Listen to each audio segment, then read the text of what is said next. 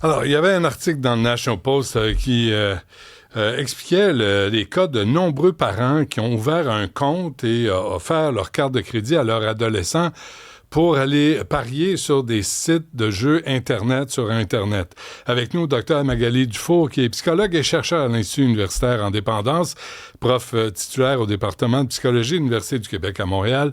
Dr Dufour, bonjour. Bonjour. Merci d'être avec nous. D'abord, cet article-là, ça se passe en Ontario. Quand vous l'avez lu, est-ce que c'est courant ce que vous avez lu, là? C'est des parents qui cèdent aux pressions de leur adolescent et disent « OK, voilà ma carte de crédit, voilà, va jouer sur Internet ». C'est difficile de dire si c'est courant. On sait que ça existe.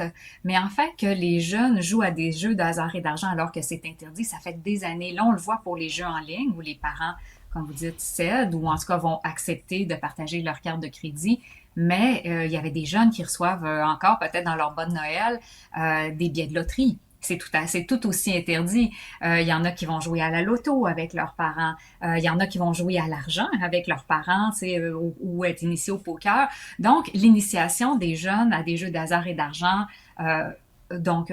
mineurs, est présente depuis très longtemps. Là, ce qu'on observe, c'est que il y en a qui vont même aller jusqu'à prendre la carte de crédit de leurs parents. Mais ce qu'on voit aussi, c'est chez des jeunes, bien avant, là, même dans les années 2000, on voyait qu'il y avait des jeunes qui achetaient ce qu'ils appellent des cartes vanille. Là. Vous pouvez acheter ça chez Jean Coutu ou à l'épicerie. Là. C'est comme des cartes de crédit préautorisées. Ouais. Puis ils utilisaient ça pour ouvrir des comptes. Donc, OK, ça fait longtemps. À quel moment ça pose problème? Parce que si tu offres un gratteux pour jouer, pour niaiser, pour passer le temps, une fois que tu as gratté ta carte, il n'y en a pas d'autre. Mais si tu es sur Internet, là, puis tu as mis des sous, puis ça marche pas, t'as toujours, c'est sans cesse. Là. Il y a quand même une différence à faire. Mais en fait, il y a une différence, vous avez raison, sur l'accessibilité, mais ce qui est toujours dangereux, c'est de croire qu'on peut faire de l'argent avec des jeux d'hasard et d'argent. Fait que si vous offrez un billet de loto, puis le jeune ou la personne gagne, là, à ce moment-là, il va croire, waouh, c'est une façon de faire de l'argent. Et ça, c'est une des croyances qui est le plus dangereuse d'avoir dans sa vie. Fait que Mais bon, qu'on l'offre jeune ou pas. Mais vous ne serez jamais porte-parole de l'Auto-Québec, vous là. Oubliez ça. Là. Non, jamais. Jamais.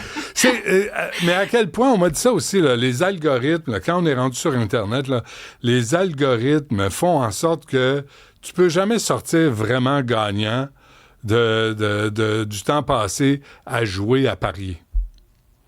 Ben en fait, plus tu passes de temps, plus tu as de risque de perdre de l'argent. Puis si vous avez joué, peut-être il y en a qui ont joué avec du play money, là, donc ils vont se mettre sur un site internet, puis là tu joues pas de la vraie argent, puis après ça, là, ils vont t'inciter à venir jouer de l'argent en disant wow, t'es vraiment vraiment bon. On sait que tout le jeu sans vrai argent, ben c'est un peu truqué. Il y a une super bonne étude qui a été faite à l'Université Laval qui a démontré ça. Docteur Dufour, qu'est-ce qui se passe dans le cerveau d'un adolescent?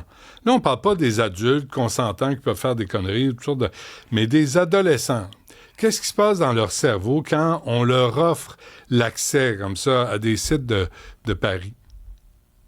Ben en fait, on dit, on peut y aller. On n'offre pas toujours la protection qu'il devrait et on risque de créer cette idée que ben, c'est une façon de faire de l'argent et que la personne est compétente. Et c'est ça qui est complexe avec les paris sportifs.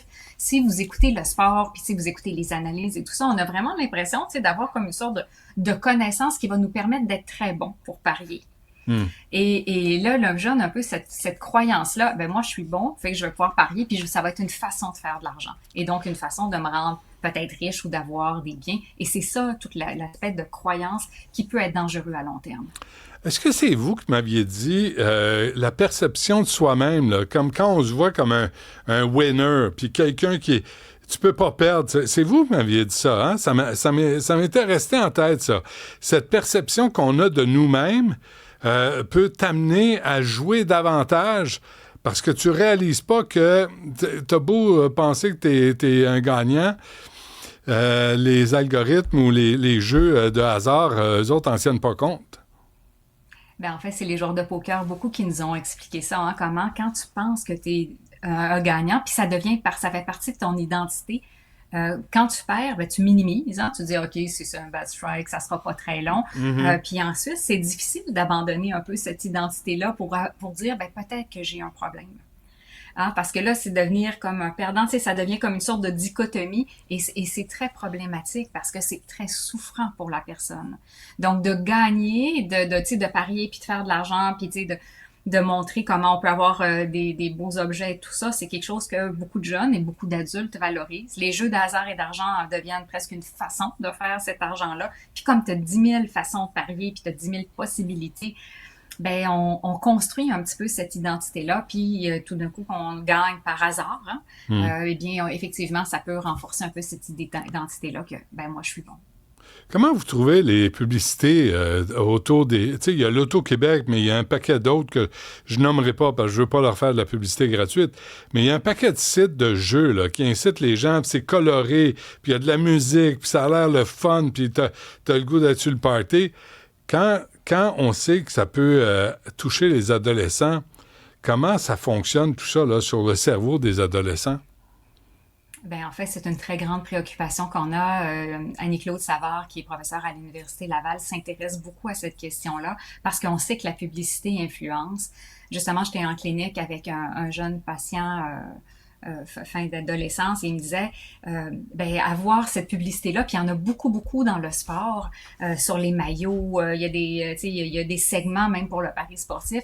En fait, ça déclenche l'envie de jouer.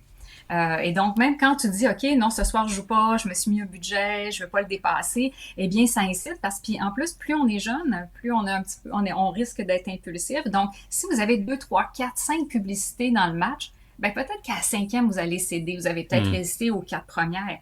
Mais donc, on incite, on est toujours, et la publicité partout, des fois elle est sur les bandes au hockey, elle est sur parfois certains maillots des joueurs selon le sport, elle est constante. Et oui, ça a un impact et c'est très préoccupant parce qu'il n'y a pas de régulation de cette publicité-là. Là, les gens vont dire, docteur Dufault, ouais, mais tu peux jouer, c'est comme tu peux prendre l'alcool sans devenir alcoolique, tu peux jouer sans devenir accro, mais là, aujourd'hui, on se parle des adolescents. C'est pas le même combat, là. Ben, en fait, on a choisi en tant que société de protéger les adolescents à la fois de l'alcool, parce qu'on sait qu'il peut y avoir des méfaits, puis à la fois des jeux de hasard et d'argent, parce qu'en fait, on veut donner le plus de bonnes habitudes de vie. Donc, est-ce que jouer amène nécessairement des problèmes? Clairement non, hein, parce qu'il y en a plus qu'il y en aurait. Par contre, est-ce que quand on va jouer, est-ce qu'on va amener à créer des croyances qui vont peut-être mettre la personne à risque? Et c'est tout ça l'enjeu. Est-ce que de donner sa carte de crédit, est-ce que de permettre d'acheter un billet de loterie, est-ce que ça va amener cette idée de c'est une façon de faire de l'argent? Puis on veut surtout pas que les jeunes aient cette croyance-là. Ouais. À quel moment vous pensez qu'on doit consulter, qu'un ado doit consulter? Quels sont les signes? En fait, les jeux d'hasard et d'argent, ce qu'on va voir quand on les voit en clinique, là, moi je parle d'ados, mais plutôt entre, je vous dirais, 17, 19, là, où est-ce qu'on a vu vraiment une émergence de jeux, c'est souvent quand les problèmes financiers vont être grands. Puis là, vous allez me dire, oui, mais je suis un adolescent, comment peut-il? Mais en fait, ce que moi j'ai vu, c'est beaucoup, ils vont emprunter de l'argent à des amis. Des fois, ils vont venir aussi très anxieux, parce que si, je sais pas, vous avez dépensé 500 $, mais 500 $ pour un adolescent, c'est beaucoup à rembourser.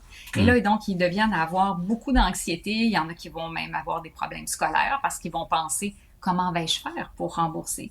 Et c'est là que la spirale du jeu devient un problème parce que si j'ai des problèmes financiers où je retrouve l'argent, ben des fois c'est en allant jouer et là je reviens à perdre de l'argent. Fait que là vous voyez la boucle hein, de toute l'idée de se refaire. Donc, on va parler de problèmes financiers, on va parler quand les gens, comme l'enfant se retire, t'sais, il est comme plus secret, il a l'air triste, des fois des problèmes scolaires, peu importe le niveau scolaire à lequel il est. Il va avoir moins tendance aussi à voir ses amis vont observer une humeur différente.